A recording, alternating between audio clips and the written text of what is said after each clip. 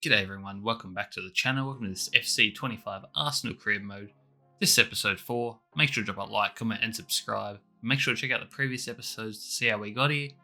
Today's episode we're going to be starting off with a couple transfers here.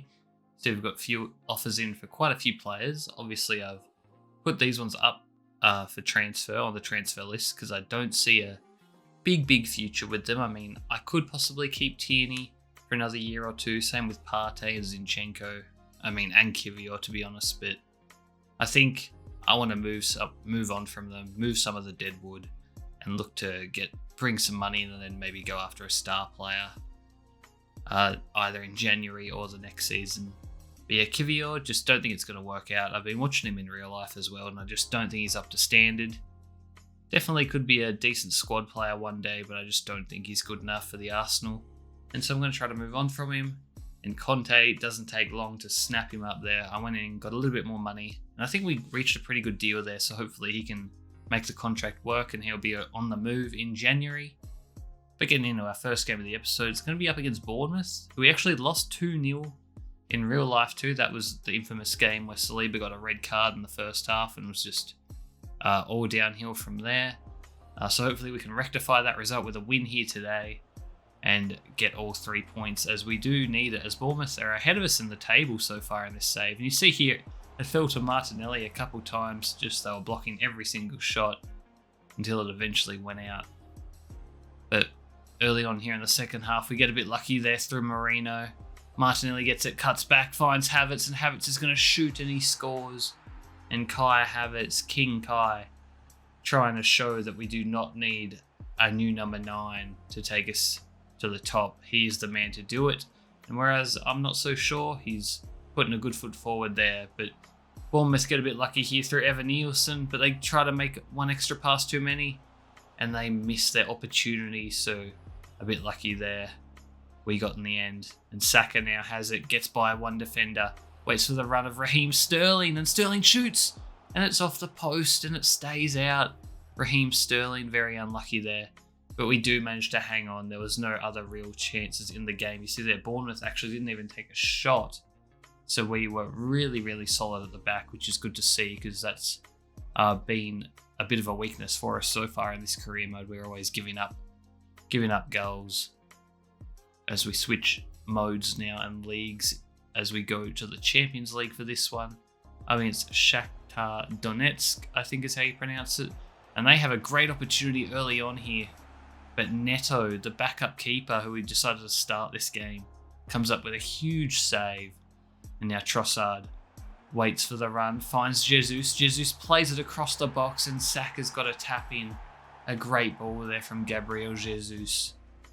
And we take the lead 1-0 and Saka's going to go again. He's going to whip one. It hits the crossbar and they clear it for now. A good shot there from Saka. Had the keeper scrambling. As we're into the last 10 now, it's going to be Tomiyasu to Jesus, down to Saka, and Saka this time, make no mistake, he's scoring from that distance. And he makes it 2-0 to secure the dub for us there. And we win 2-0 as we get another win in this Champions League stage. I believe we've got all 3 wins out of our 3 games played so far.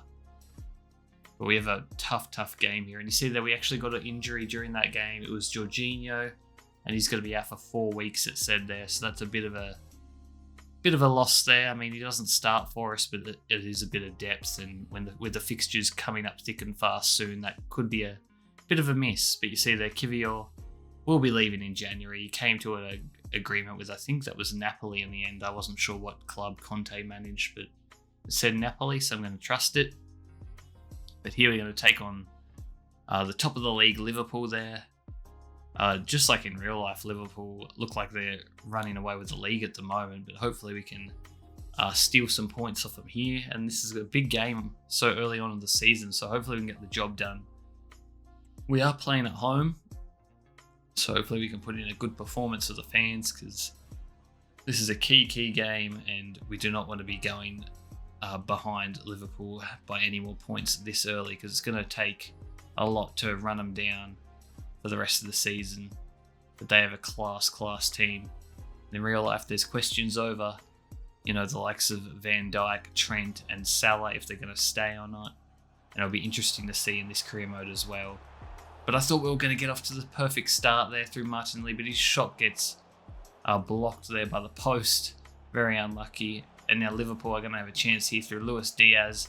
And Diaz just spins my defenders round. And he gets lucky there. Saliba had it, but it just ricocheted back to Luis Diaz. And Liverpool got the ultimate jammy goal there. So I'm a bit upset about that, to be honest. I didn't think my defending was bad whatsoever. They just got a bit of that FC25 cheese. And they take the lead as we go into the second half now. And that was just a great bit of play from Szoboszlai, I think is how you pronounce it. But a great save from David Raya. Really keeping us in the game here. And Martinelli with the good pressing there. Whips it back, sticky. Sees Saka. And Saka, what's he going to do? He's going to cut back. You can't give him his left foot, and that's why. Great finish from Bukayo Saka. I'm not really sure what Andy Robertson was doing there, and to a lesser extent Alisson, because he's a great keeper in his own right. But Robertson on the attack now. A great ball into Luis Diaz. I thought for sure he was offside there, but the flag did not go up. And just like that, we're 2-1 down as we get it to Kai Havertz, but a big save there from Alisson as it goes out for a corner. And Alisson making a crucial save, but we whip it in.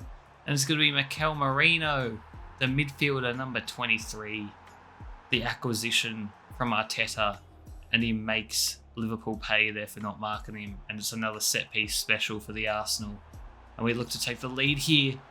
But Havertz, I think that was, shot it straight at Alisson. And with a little under 3 minutes to play, Liverpool are going to have a chance to take the lead.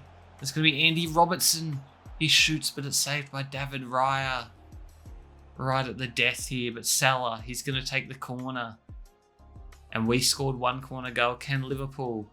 Trossard heads it clear, but not far enough. Luis Diaz, it falls to Van Dijk, and Van Dijk's just going to turn and smash it. And it finds its way in at the near post. David Raya was so good that game, but was unable to keep the last shot of the game out. And you see the stats here.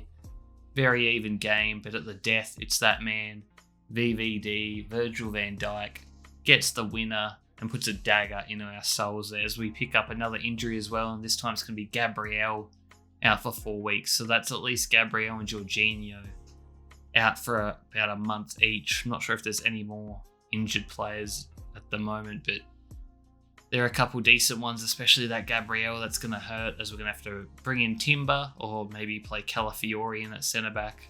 Luckily, we do have a bit of cover, but Gabriel's been so good for us, especially attacking-wise as well. He's been getting on those corners a fair bit himself, especially in real life.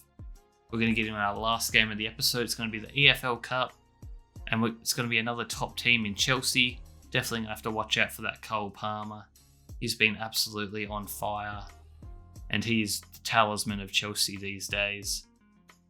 And hopefully we can rectify that poor performance. Or not poor. It wasn't a poor performance against Liverpool. It was just very disappointing to take a loss there. But a great bit of forward pressure there from us. And we steal the ball back, but Trossard cannot make Chelsea pay. And all of a sudden it's Chelsea this time through Sancho, who pressed high. And he stole the ball. And he shoots, but it's a great block by Tomiyasu. But Sancho gets it back. And he plays it back. And João Felix misses the target entirely. I can't believe that. But Nicholas Jackson plays a great ball into Madueke. And I tried to get the tackle in, but I didn't want to give up the penalty, so maybe I should have gone in harder there. But he got that to go, and we go in down at the break 1-0. As we get to Trossard, Trossard tries to whip one, it gets blocked, but this time it falls to Jesus. We get a bit of fortune, and Jesus ties it up at 1-1. Just minutes into the second half. So it's still anyone's game as we're later on in the game now we get to Thomas Partey. No, he loses it, and just like that, Chelsea are on the counter through Nicholas Jackson. Look at the runner. It's going to be Cole Palmer. And can we get anyone to catch him? No. And it's going to be a 1-on-1, and Cole Palmer ain't missing that. And you see it so often in today's day and age, where the team that has the corner actually ends up conceding, because teams are so good on the breakaway on the counter. And maybe I just put too many up, but we end up going down 2-1 and are knocked out of the cup in the round of 16, which is a bit disappointing. but not the end of the world. But that's going to be it for this episode, guys. Thanks for watching. Peace.